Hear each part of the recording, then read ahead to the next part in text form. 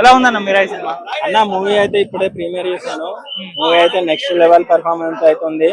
నాకైతే సినిమాలో బాగా నచ్చిన మూవీ ఎలిమెంట్స్ అయితే బీజిఎం అన్న, మనోజ్ అన్న పర్ఫార్మెన్స్ అండ్ తేజ గారి పర్ఫార్మెన్స్. విలన్ రోల్ అయితే నెక్స్ట్ లెవెల్ అని చెప్పొచ్చు. అన్న నిజంగానే బ్రో చెప్పినట్టు ఎమోషనల్ అయ్యాడు. మాతోటే సినిమా చూసాడు. నేను అన్నకి పర్సనల్ అడ్వైజ్ ఇచ్చా. అన్న ఇట్లాంటి character artist movie, content oriented movies ఇస్తే మీకు కెరియర్ గ్రాఫ్ నెక్స్ట్ వెళ్ళిపోతుందని. అండ్ లాస్ట్ 15-20 మినిట్స్ క్లైమాక్స్ అయితే నా భూతో నా భవిష్యత్తు, రాముడి తోటి వచ్చే సీన్స్, జటాయుతో scenes and train sequence scenes ప్రతి ఒక్కటి చాలా బాగా వర్కౌట్ అయ్యాయి. అండ్ సినిమాలో 2 సర్ప్రైజ్ ఎలిమెంట్స్ ఉన్నాయి, అవి కూడా బాగా వర్కౌట్ అయ్యాయి. అండ్ వైబ్ అనే సాంగ్ లేదు, అది పెట్టకపోవడమే మంచిగా అయింది. ఎందుకంటే సినిమాకి అది అవసరం లేదు కొంచెం. ఎందుకంటే సినిమా స్టార్టింగ్ నుంచి ఎండింగ్ వరకు ఒక ఫ్లోలో వెళ్ళిపోతుంది. అండ్ కార్తీక్ ఘట్టమనేని గారి స్క్రీన్ ప్లే కానీ, హరి గౌర గారి బీజం కానీ నెక్స్ట్ లెవెల్. అండ్ మనోజ్ అన్న గారి పెర్ఫార్మెన్స్ అయితే నిజంగా నా హ్యాట్స్ ఆఫ్ అన్న, నెక్స్ట్ లెవెల్. ఖచ్చితంగా థియేటర్ కల్ వాచ్ మూవీ అన్న. ఇప్పుడే మిరాయి మూవీ చూసి వస్తున్నా. తేజ సజ్జా గారి మరో pan India movie, pan world movie. ఇది మామూలుగా లేదు సినిమా అయితే మాత్రం. నిజంగా ఇది 60 కోట్ల బడ్జెట్ అంటున్నారు కానీ నాకు అలా అనిపించలేదు అన్న. ఒక 1000 కోట్ల బడ్జెట్ సినిమా ఏ రేంజ్ లో ఉంటుందో ఆ రేంజ్ లో ఉంది. మనం హాలీవుడ్ లో చూస్తాం అవెంజర్స్, ఆ సినిమాలు ఈ సినిమాలు, దాన్ని మించిపోయింది. ఇంత లో బడ్జెట్ లో ఈ రేంజ్ లో సినిమాలు తీయడం అనేది అది కేవలం తేజ సజ్జా గారిని హీరోగా పెట్టుకుంటే మాత్రమే అవుతుంది అనిపించింది. నెక్స్ట్ మెయిన్ ముఖ్యంగా చెప్పుకోవాల్సింది మంచు మనోజ్ అన్న గురించి. నిజంగా మంచు మనోజ్ అన్న ఈ సినిమా కోసం ప్రాణం పెట్టినట్టున్నారు. నేను ఇందాక థియేటర్ లో కలిసి విషెస్ కూడా చెప్పాను అన్నకి. అన్న అయితే కళ్ళంటే నీళ్ళు తెచ్చుకున్నారు, డైరెక్ట్ గా హగ్ చేసుకుని ఎమోషనల్ ఫీల్ అయ్యారు. ఏమన్నా చూపించారు నిజంగా. ఆయన చూసుకుని ఎమోషనల్ ఫీల్ అయ్యారు. అన్న నేను మాట్లాడాను ఆయనతోటి, అన్న సినిమా బ్లాక్ బస్టర్ హిట్, నువ్వు అసలు టెన్షన్ లేదు అని చెప్పి. సెకండ్ హాఫ్ అయితే మాత్రం ఇంక నెక్స్ట్ లెవెల్ అని కూడా చెప్పాను నేను. సో నిజంగా సెకండ్ హాఫ్ అయితే మాత్రం నెక్స్ట్ లెవెల్ ఉంది. సినిమా అసలు ఎక్కడ కూడా తగ్గలేదు. అండ్ లాస్ట్ క్లైమాక్స్ అయితే మాత్రం ఓవరాల్ గా అన్న ఒక్కటి కాదు, ప్రతిదీ కూడా సినిమాలో ఓవరాల్ గా ప్రతిదీ కూడా సినిమాలో హైలైట్ హైలైట్ హైలైట్ అని చెప్పవచ్చు. సినిమా మామూలుగా లేదు. 1000 కోట్ల కలెక్షన్ ఖచ్చితంగా జరుగుద్ది. ఇది డెఫినెట్ గా రాసి పెట్టుకోండి. 1000 కోట్ల బడ్జెట్ ని కలెక్ట్ చేస్తుంది ఇది డెఫినెట్ గా. తేజ సజ్జా గారు ఈ సినిమా ఎలా ఉంటే నెక్స్ట్ రాబోయే సినిమాలు ఎలా ఉంటుందో చెప్పుకోలేక్కలేదు. అండ్ మెయిన్ ఇంకో ముఖ్యంగా ఏంటంటే అన్న మెయిన్ ముఖ్యంగా నేను చెప్పాల్సిన విషయం ఏంటంటే మిరాయి పార్ట్ 2 లేదు, పార్ట్ 1. సో సినిమా అనేది ఒక్క పార్ట్ చేస్తే ఆ ఇంపాక్ట్ సినిమా ప్రజల మీద బాగా ఉంటది. ఎందుకంటే ఈ పార్ట్ 2 గురించి మనం వెయిట్ చేసి పార్ట్ 2 లో ఏం జరిగిద్ది అని చెప్పడం కోసం ఫస్ట్ హాఫ్ అంతా లాగ్ చేస్తారు. సో ఈ సినిమాలో అలా లేదు, ఒకటే పార్ట్ లో సినిమా మొత్తం చూపించడం వల్ల ఎక్కడ కూడా ఏ ఒక్క సీన్ కూడా బోర్ కొట్టకుండా సినిమా లాస్ట్ 2 hours 49 minutes కూడా చాలా ఉత్కంఠంగా సినిమా ఏం జరుగుద్ది అని చూడడం జరిగింది. సో పార్ట్ 2 లేకపోవడం వల్ల సినిమాకి ప్లస్ అని కూడా చెప్పొచ్చు ఈ సినిమా. ఓకే అన్న, థ్యాంక్స్.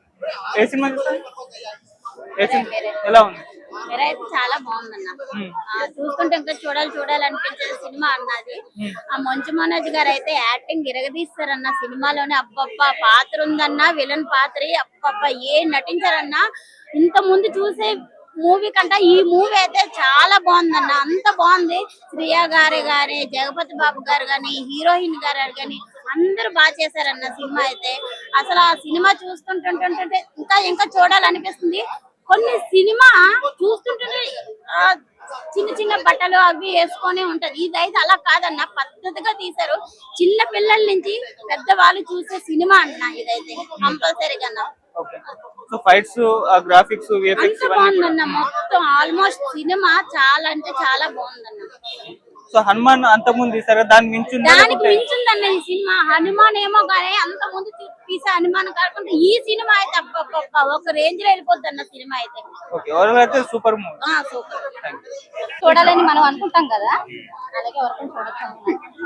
ట్రైన్ సీక్వెన్స్ గానీ ఇవన్నీ ఎట్లా అనిపిస్తున్నాయి? ఈగల్ వచ్చింది కానీ ఇదంతా విఎఫ్ఎక్స్ ఏమన్నా మీకు తెలిసిందా? విఎఫ్ఎక్స్ అని ఎట్లా అనిపిస్తుంది? లేదండి, నార్మల్ గానే బాగుంది. ఏంటంటే ఇది లాగ్ లేదు. నేనేంటంటే లాగ్ అనుకుంటున్నారు కానీ లాగ్ కాదు. అంతా ఇటువైపు డివోషనల్ గాను మన చరిత్రను చూపించే ప్రయత్నం చేశారు. లవ్ స్టోరీ కూడా చరిత్ర మర్చిపోతున్నాం, ప్రతి ఒక్కరు కూడా చరిత్ర మర్చిపోకూడదు అని ఈ సినిమా మనకి కళ్ళకి కట్టినట్టు చూపించింది. ఏమవసరం లేదు, ఒక లైట్ వేస్తే లైట్ మనకి బలి వెలిగినట్టు. అలాగే కూడా ప్రతి ఒక్కరు కూడా ఈ జనరేషన్ లో ఇది చూస్తే కనుక మన ట్రెడిషనల్ కూడా మర్చిపోరు, మన సాంప్రదాయం కూడా మర్చిపోరు. ఏంటంటే ఇది మన దేవుడి కోసం కాబట్టి లవ్ స్టోరీ కొంచెమన్నా సరే ఏంటంటే మనం చూడాలి అని ఉంది. రావాలి, ప్రతి ఒక్కరు రావాలి. ఏంటంటే ఒక 150 రూపాయలు నాది కాదు అనుకుంటే కనుక ఒక ఫ్యామిలీతో సన్నివేశాలు బాగున్నాయి. ఏంటంటే మేము మర్చిపోలేదు మన కలచర్ని అన్నట్టయితే కనుక మూవీకి రావచ్చు. Okay, thank you. అన్న సూపర్ యోధా ఫిలిం. తేజ సజ్జా గారు ఒక సూపర్ హీరో సినిమా తర్వాత సూపర్ యోధాగా మన ముందుకు వస్తున్నారు. ఏం చెప్పంటారన్న సినిమా గురించి? ఫస్ట్ తేజ సజ్జా గురించి మాట్లాడుకుందాము. చిన్నప్పటి నుంచి చూస్తున్నా, చిన్న బుడ్డోడు పిల్లలాగా పెద్ద పెద్ద హీరోలతో చేసుకుంటూ ఇప్పుడు పెద్ద హీరో అయిపోయాడనే చెప్పొచ్చు నేను. ఎందుకు అంటే pan India level, pan world level సంబంధం లేకుండా మొత్తం అన్ని పెద్ద సినిమాలు పెద్ద హిట్లే అన్న. ఉన్న సూపర్ హీరో ఇప్పుడు సూపర్ యోధా. మొత్తం అన్ని సూపర్ మాత్రం నగ్గట్లేదు, సినిమా కూడా సూపర్ ఉంది. అంత బాగుంది సినిమా. అయితే మీరు హనుమాన్ సినిమా చూసాక ఎలా అయితే ఫీల్ అయ్యారో, మిరాయి చూసాక ఖచ్చితంగా అలానే ఫీల్ అవుతారు. ఒక నెగిటివ్ ఏంటి అంటే మేబీ మాస్ జనాలకి స్లో అనిపించచ్చు. ఎందుకంటే నరేషన్ అనేది మనకి స్లోగా ఉంది, స్క్రీన్ ప్లే అనేది స్లోగా వెళ్తుంది ముందుకి. క్యారెక్టర్స్ అర్థం అవ్వాలి, ఆ ప్రపంచం అర్థం అవ్వాలి, చుట్టూ ఏం జరుగుతుందో అర్థం అవ్వాలి. సో స్లో నరేషన్ అనేది మాత్రం ఉండింది సినిమాలో. బట్ అది ల్యాగ్ కాదు. ల్యాగ్ అని మాత్రం అనకండి, ల్యాగ్ అంటే మాత్రం మీరు నమ్మకండి. వచ్చి సినిమా చూడండి, మీకే అర్థమవుద్ది. నెక్స్ట్ పార్ట్ విఎఫ్ఎక్స్ అన్న, ఎంత beautiful VFX, top notch VFX. ఏదో తీసాము సినిమా జనాల మీద వదిలేసాము అని కాకుండా ఒక మంచి అవుట్పుట్ తో మన ముందుకు వచ్చారు. మనం అవెంజర్స్ చూసాము, అలానే గేమ్ ఆఫ్ థ్రోన్స్ కూడా అందరికీ తెలుసు. గేమ్ ఆఫ్ థ్రోన్స్ లో డ్రాగన్స్ ఎలా అయితే ఎగురుతుంటే మనం ఫీల్ అవుతామో, ఇక్కడ పక్షి సీన్ ట్రైలర్ లో అందరు చూసారు.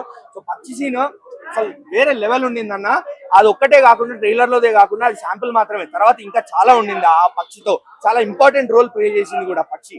అండ్ మీ యాక్షన్ సీక్వెన్సెస్ లో కానీ, లేకపోతే మైథలాజికల్ సీన్స్ మనకు చూపించే పార్ట్ లో కానీ, అంటే రాముని చూపించడం కానీ, లేకపోతే ఆ మిరాయ్ అనే ఆయుధాన్ని చూపించడం కానీ, లేకపోతే ఆ బ్లాక్ స్వాడ్ ని చూపించడం కానీ, అదంతా కూడా విఎఫ్ఎక్స్ అనేది మనకి మార్వెల్ సినిమాలకి ఏ మాత్రం తగ్గకుండా తీశారు. విఎఫ్ఎక్స్ అనేది అంత బాగుంది విఎఫ్ఎక్స్. అండ్ అలాంటి సీన్స్ చూస్తున్నప్పుడు మనకి అట్రాక్ట్ అయ్యేది బీజిఎంఏ. సీన్ లోకి ఇన్వాల్వ్ అవ్వాలంటే బీజిఎం ఇంపార్టెంట్. హరిగౌర గారు మీరు చాలా బ్యూటిఫుల్ వర్క్ చేశారు. బీజిఎం అనేది మాకు నెత్తికి ఎక్కేసింది. ఫస్ట్ మెయిన్ ఇంపార్టెంట్ థింగ్ ఏంటంటే సినిమా సీన్స్ మైండ్ లో, హార్ట్ లో రిజిస్టర్ అయిపోయి అంత బాగుండింది బీజిఎం వర్క్ కూడా. అండ్ మంచు మనోజ్ గారు బ్లాక్ స్వార్డ్ మహాబీర్ రామాగా కనిపిస్తారు స్క్రీన్ లో. అండ్ ఆయన స్క్రీన్ నేమ్ కి తగ్గట్టు, ఆయన సినిమాలో ఆయన పేరుకి తగ్గట్టు రాకింగ్ పర్ఫార్మెన్స్. అసలు ఒక మంచి కంబ్యాక్.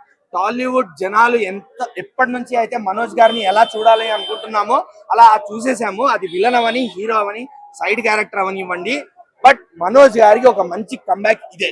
నన్ను అడిగితే మాత్రం మంచు మనోజ్ గారు ఇలానే కంటిన్యూ అవ్వాలి, మంచి మంచి స్క్రిప్ట్లు చేసుకుంటూ ఇలానే ఇంకా టీఎఫ్ఐ ప్రజలకి కనిపిస్తూనే ఉండాలి. అండ్ రితికా, శ్రేయా సరన్ గారు కూడా చాలా బాగా చేశారు. వాళ్ళకున్నంత స్క్రీన్ టైం వరకు వాళ్ళు న్యాయం కూడా చేశారు. గ్లామరస్ రోల్స్ కావు ఇద్దరివి, ట్రైలర్ లో చూసారు ఆల్రెడీ. సో ఇద్దరు బాగా చేశారు. వన్ ఇంపార్టెంట్ థింగ్ ఏంటి అంటే పోస్ట్ క్రెడిట్స్ లేచి వెళ్ళిపోకండి. పోస్ట్ క్రెడిట్స్ ఉన్నాయి, ఒక మంచి షాకింగ్ సర్ప్రైజ్ వదులుతారు మనకి, అది మాత్రం లేచి వెళ్ళిపోకండి. టైటిల్స్ పడ్డాయి, ఎన్ టైటిల్స్ పడ్డాయి కదా.